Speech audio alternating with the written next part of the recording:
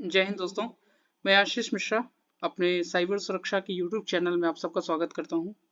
दोस्तों, आज का वीडियो बेस्ड है क्लोज्ड सिम फ्रॉड से। हमारे पास कुछ केसेस आए हैं, उसी को लेकर मैं कुछ डिस्कशन करना चाहता हूं आपके सबके साथ, ताकि इस प्रकार के फ्रॉड से आप बचे रहें। और क्या हो रहा है, कैसे हो रहा है, ये सारी चीज़ें हम इसमें डिस्कस करने वाले हैं। जैसा कि नाम से पता चल रहा है कि क्लोज्ड सिम फ्रॉड लिखा हुआ है यहाँ पर, ठीक है। क्लोज्ड सिम फ्रॉड का तात्पर्य ये है, आप इमेजिन करिए कि आपका कोई सिम नंबर हो, कोई मोबाइल नंबर हो जो कि आपके अकाउंट से जुड़ा है, और किसी कारणवश आपने बहुत दिनों तक उसका रिचार्ज नहीं कराया। 3 महीने बीत गए, 4 महीने बीत गए, और आपका सिम जो है वो बंद हो गया। बंद होने के उपरांत आपको अचानक से पता चलता है 1 महीने बाद, 2 महीने बाद, कि यार मेरे खाते से पैसे चले गए, मेरे खाते से पैसे निकल गए। और वो पैसे निकले कैसे, मैंने तो नहीं निकाले, किंतु निकले कैसे, मैंने किसी को ओटीपी नहीं दिया, मैंने कहीं कोई चीज़ शेयर नहीं की, कैसे निकल गए। तो इस चीज़ का ध्यान देना है कि हम में से कई लोग ये गलतियां करते हैं कि जब सिम पुराना हो जाता है, सिम हमारे अकाउंट से जुड़ा हुआ है, और हम उसे ध्यान ना देते हुए, कई बार उसमें आवश्यकता नहीं होती, हम अकाउंट में अक्सर ऐसा सिम रखते हैं, ऐसा मोबाइल नंबर रखते हैं जिसमें ना हम व्हाट्सएप का यूज़ मैक्सिमम कर लेते हैं, ना ही हम किसी को कॉल करते हैं उस नंबर से। तो कुल मिलाकर वह फ़ोन हमारे लिए एक एडिशनल फ़ोन, एक एडिशनल नंबर के तौर पर रहता है। तो हम ध्यान ना देते हुए, कई बार ऐसा होता है कि 3 महीने से ज़्यादा वो टाइम बीत चुका होता है, फ़ोन नंबर सिम बंद हो जाता है, ठीक है। तो बेसिकली होता क्या है कि जो सिम ऑपरेटर्स होते हैं, कंपनीज होती हैं, वो नंबर दूसरे को उठा करके अलॉट कर देती हैं, और हम इस बात को इग्नोर करते हैं, हम ध्यान नहीं देते, हम भूल जाते हैं कई चीज़ों में। होता क्या है कि उसी से संबंधित ये फ्रॉड हो जाता है और लोगों के खाते से पैसे निकलने आरंभ होकर जाते हैं। हमारे पास आज ही एक केस आया है, तो वो केस मैं आपके साथ डिस्कस करने चल रहा हूँ। एक एप्लीकेशन आज हमें प्राप्त हुई जिसमें ये लिखा था कि सर, हमने किसी को ओटीपी नहीं शेयर की, मैं किसी लिंक पे क्लिक नहीं किया, मैं हर तरीके से सतर्क हूँ, लेकिन फिर भी ना जाने क्यों मेरे खाते से पैसे निकल गए। जब पता किया गया बैंक में जा करके, तो ये बात सामने आई कि इनका जो रजिस्टर्ड मोबाइल नंबर है इनके खाते से जुड़ा हुआ, उसी से नेट बैंकिंग अथवा यूपीआई आईडी क्रिएट करके निकाला गया है ये पैसा। तब उस व्यक्ति को याद आया कि हाँ, मेरा एक नंबर तो था, और मैं भूल गया था कि वो नंबर मैंने रिचार्ज नहीं किया किसी कारणवश, और 4 से 5 महीने हो चुके हैं। और हालांकि वो व्यक्ति वो सिम अपने पर्स में रखा था, वो मोबाइल में भी नहीं लगाता था, पर्स में निकाल के रखा था। तो उसने कहा, तो हमने पूछा ये चीज़ कि ये बताइए कि जब आपके अकाउंट से जुड़ा है तो आप मैसेजेस वगैरह नहीं देखते। तो उसका ये कहना था, सर, कि हम ज़्यादा लेन देन करते नहीं है, तो हमारे पास जो फ़ोन है उसमें ऑलरेडी दो ही स्लॉट है, और दोनों स्लॉट में अलग अलग नंबर्स हैं, तो इसको लगाने की जगह नहीं थी, तो हमने पर्स में रख लिया। पर्स में रखने मात्र से वो भूल गया कि उसको रिचार्ज भी कराना है, और वो हुआ क्या कि वो सिम अलॉट हो गया किसी और को। और इस प्रकार से सामने वाले व्यक्ति ने उसका फायदा उठा करके, या ऐसा कह सकते हैं कि जानबूझकर बंद पड़े सिम को किसी ने अलॉट करवाया और उसका दुरुपयोग किया। ठीक है, यही कहलाता है हमारा क्लोज्ड सिम फ्रॉड। यहाँ पे आप देख पा रहे होंगे कि आपके जो लिंक मोबाइल नंबर्स होते हैं अकाउंट से, ये उन्हीं से ज़्यादातर रिलेटेड होता है। मैं ये प्रेजेंट कर रहा हूँ आपकी सुरक्षा के लिए, इसलिए बहुत ही ध्यान से सुने। हम बहुत ही प्रैक्टिकल स्टोरीज को आपके साथ शेयर करते हैं, जो हमारे साथ हमारे क्लाइंट्स आते हैं और अपनी व्यथा बताते हैं। हम उनकी जितनी ज़्यादा हो पाता है मदद करते हैं, बताते हैं उनको कि कैसे क्या रास्ता है। वही चीज़ें हम आपके साथ भी शेयर करने वाले हैं। आगे ये बढ़ते हैं, देखते हैं कि बेसिकली इसके साथ होता क्या है। ये है एक सिम स्वैप फ्रॉड। आगे चल के ये सिम स्वैप फ्रॉड के नाम से आपका आपको जानकारी मिलती है, पता चलता है कि ये बेसिकली सिम स्वैप फ्रॉड कहलाता है। इसमें होता क्या है मित्रों, कि आपका जो सिम है ना, वो हो गया बंद। अब फ्रॉडस्टर क्या करते हैं, उनका ये टारगेट होता है, ये निशाना होता है कि अधिकांशतः वो बंद पड़े। आपको यहाँ जो लाइन दिख रही होगी, मैं पढ़ के बताता हूँ, आप समझ जाओगे। फ्रॉडस्टर की निगाह अधिकांशतः बंद पड़े सिम पर होती है, जिन्हें 3 माह से अधिक समय से रिचार्ज नहीं कराया गया हो। तो ऑटोमेटिकली वो सिम बंद हो जाता है 3 महीने, 4 महीने, 5 महीने बाद। तो वो फ्रॉडस्टर क्या करते हैं कि इस बंद पड़े हुए सिम को निकलवा, उसकी जानकारी निकलवाते हैं, लिस्ट निकलवाते हैं कि कौन कौन से सिम नंबर्स बंद पड़े हैं, और उन्हीं को एक फर्जी आईडी से, ध्यान रखिएगा, वो फर्जी आईडी का इस्तेमाल करते हैं उसको लेने के लिए, कभी भी अपना वो ओरिजिनल आईडी नहीं यूज करते हैं, ठीक है। वो फर्जी आईडी सामने वाला एक्सेप्ट कैसे कर लेता है, क्योंकि आप यहाँ देखेंगे उस बंदे पड़े सिम को एक फर्जी आईडी से पुनः ई-केवाईसी के माध्यम से अथवा अपनी सेटिंग के मोबाइल ऑपरेटर रिटेलर आउटलेट के पास जाकर एक्टिव किया जाता है। यानी कि जिस प्रकार वो फ्रॉड करते हैं उसी प्रकार के व्यक्तियों से उनका संबंध होता है, दुकानदारों से, और उनकी मिली भगत से वो एक नया सिम लेते हैं जो कि बंद पड़ा होता है। फिर वो करते क्या है कि उस सिम पर एक यूपीआई इंटरफेस एक्टिव करते हैं, ठीक है। अगर पहले से उस पर कोई इंटरफेस एक्टिव रहा होगा तो निश्चित तौर पे वो एक्टिव करने का उसका प्रयास करते हैं। मान लीजिए कि मैंने एक बंद पड़ा सिम खरीदा और उस पर मैंने ट्राई करना आरंभ किया कि ठीक है, हो सकता है ये नंबर किसी अकाउंट से जुड़ा हो, मैंने ये मान लिया।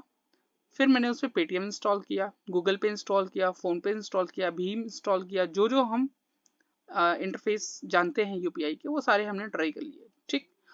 चूंकि ऑलरेडी वो अकाउंट नंबर से, मान लीजिए उन्होंने 10 सिम लिया और 10 सिम में एक सिम ऐसा निकल गया जो किसी अकाउंट से जुड़ा था, और किसी की गलती की वजह से वो ऐसा हुआ और सामने वाले ने अपना वो नंबर चेंज नहीं किया अपने अकाउंट में।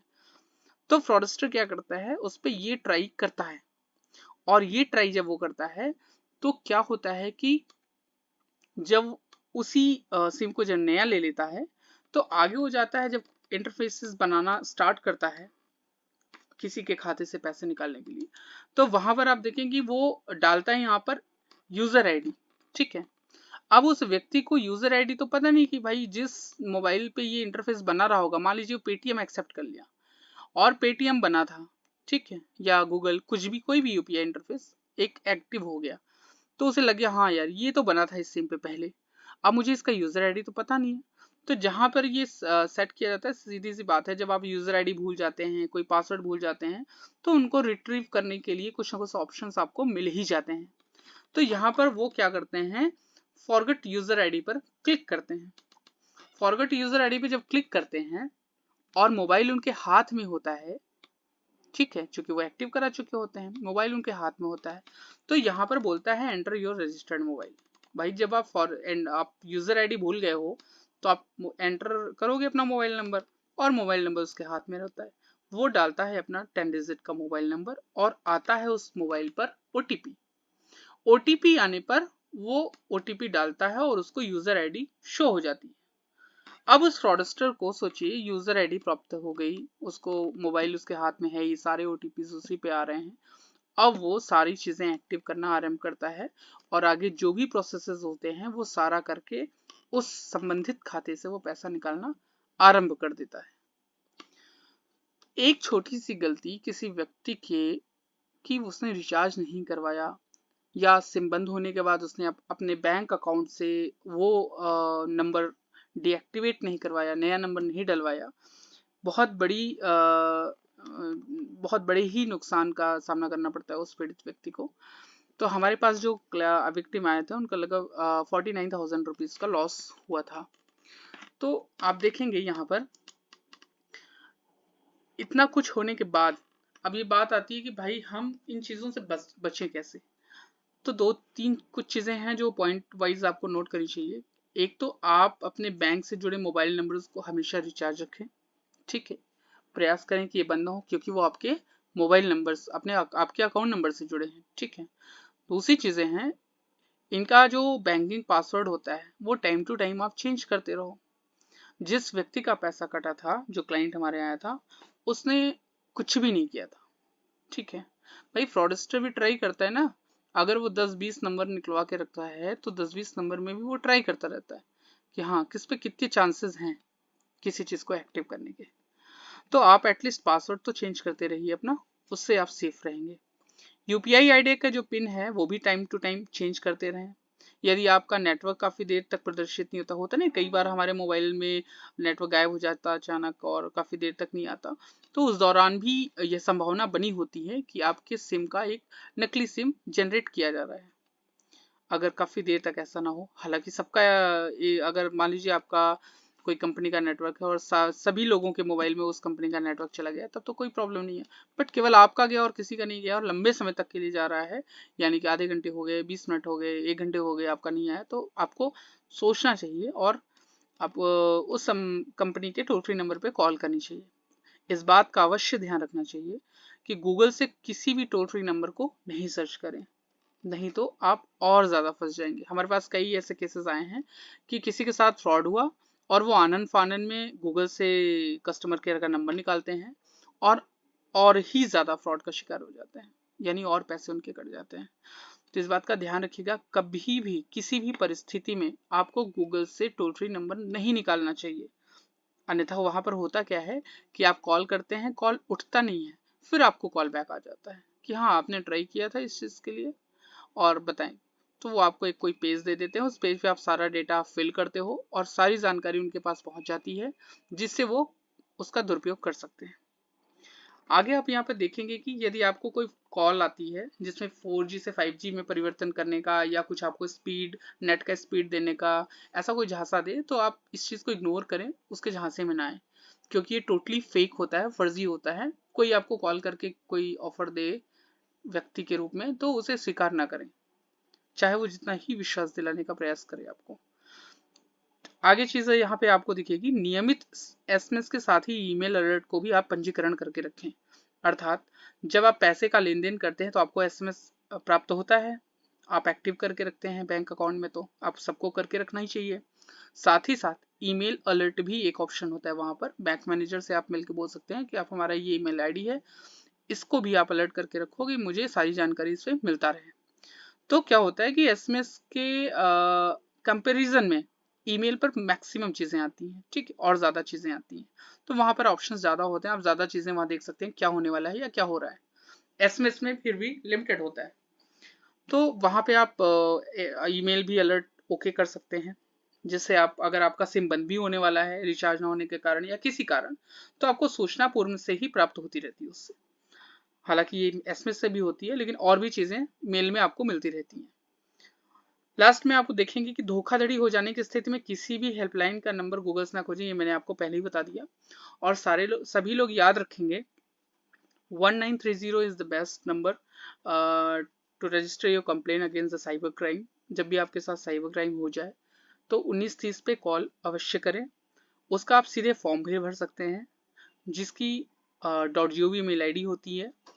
तो उसका होता है जो वेबसाइट है उसका एड्रेस है, मैं आपको बता दे रहा हूँ, www.cybercrime.gov.in। आप इस पे जाएंगे, अपनी कंप्लेन को रजिस्टर कर सकते हैं। कई मामलों में ऐसा होता है कि 1930 पर व्यक्ति कॉल करने का प्रयास कर रहा है किंतु कॉल नहीं लग रही है, तो व्यक्ति सीधे तौर पे इस फॉर्म को सबमिट कर सकता है, इसमें किसी प्रकार की समस्या नहीं होती है। ओके मित्रों, ये सावधानी बरतनी है आपको। एक नई वीडियो के साथ फिर जल्द ही हाजिर होऊंगा आपके समक्ष। So thank you so much. जय हिंद।